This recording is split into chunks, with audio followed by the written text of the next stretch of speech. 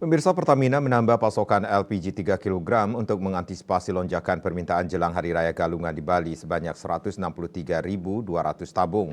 Penggunaan LPG diprediksi meningkat 14% saat Hari Raya tersebut.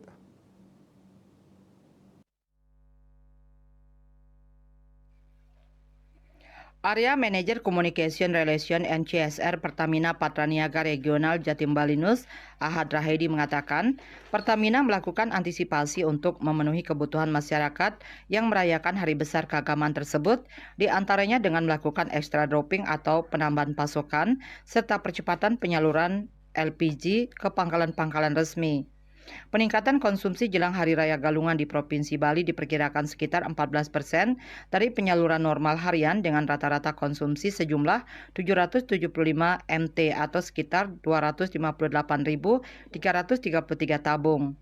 Stok LPG untuk Provinsi Bali ditopang oleh Integrated Terminal Manggis sebesar 5.165 MT metrik ton atau sekitar 6,5 kali lipat dibandingkan dengan konsumsi normal. Penambahan pasokan ini dilakukan secara bertahap menjelang Hari Raya Galungan dan Hari Raya Keagamaan selanjutnya di Bali. Terbanyak dipasok di daerah Kota Denpasar, Kabupaten Badung, Gianyar, dan Tabanan, yakni sebesar 55,3%. Dari penambahan didasarkan pada proyeksi peningkatan konsumsi di wilayah tersebut.